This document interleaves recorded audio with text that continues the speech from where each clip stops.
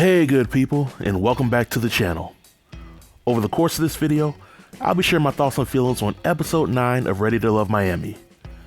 I'll be giving you my episode breakdown, followed by my thoughts on the connections, and I'll end the video with my overall rating. So without any further delay, let's jump right in. Episode 9 shows the cast members as they make their way towards the getaway. Once they arrive at the getaway, nephew Tommy is informed that LJ is unable to make it, which of course is a red flag. But the cast members mingle with their connections. There's also an emotional dinner scene where the cast members talk about their past experience with love. And towards the end of the episode, the ladies who have the power to eliminate seemingly pick LJ and Samson for elimination. But when it came time for the actual elimination, they picked Samson and Swayze. And before Brandi could announce who would be eliminated, the episode ended. So if you haven't seen the episode yet, I would strongly advise you to treat it like a bill collector and avoid it. But because I wasted my time watching this episode, here are my thoughts on it. One of the first scenes we see is of Mike putting Kadian on the spot for only having one connection. And I think this is very significant because the unwritten rule for the show is that cast members need to have multiple connections, no matter how real or fake those connections may be, in order to remain on the show throughout the long haul. And for Kadian to make it from the start to the finish with only one connection means that the men either plotted with each other to ensure that their connections made it this far, or production kept her on the show to stir things up. Speaking of drama, Kadian uses this opportunity to put Mike on the spot and ask him what he has in common with Kayla in front of Brandi.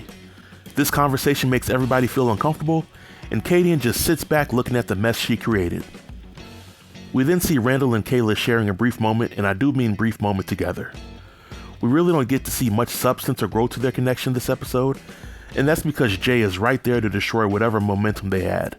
So the bulk of their scenes were mostly a reaction to Jay inserting herself in their space. Speaking of Jay, she really shows her possessive side this episode.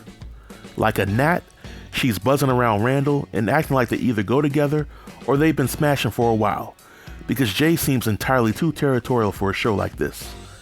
And in a way, she was given stalker vibes. She and Randall eventually have a one-on-one and they talk about her conduct on the show. And Randall lets her know that she needs to chill. But I've said this plenty of times. Jay has an amazing body, but she should have known that the way she kept pushing up on Randall would eventually backfire. Randall really never chased after her during their scenes on the show, and even I knew how their connection would ultimately end. Brandi and Samson also have an awkward scene together. They're both lying down on some furniture, and Samson in a roundabout way is letting Brandi know that he's just there for conversation. Brandi ultimately gets Samson to admit that he's keeping his distance from her for a reason, and it doesn't take a rocket scientist to realize that. I also think that Brandi is all but officially ending her pursuit of Samson after the scene, and I don't think Samson cares about it one bit. We then get to see Kadian and Swayze showing a side to their connection that we've never seen on the show.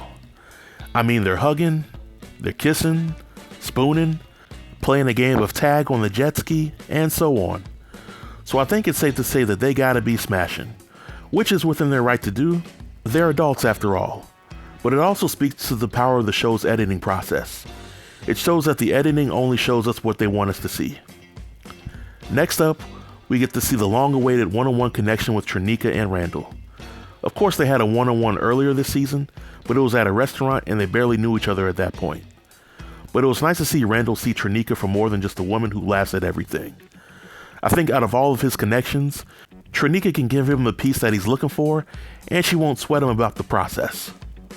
But let's stay on Trinika for a moment, as we see a scene of her video chatting with LJ. And I must admit that this scene was a little bittersweet.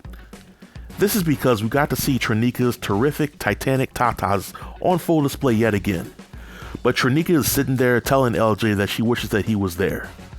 Now correct me if I'm wrong, but didn't Trinika have a huge issue with LJ smashing his ex the previous month?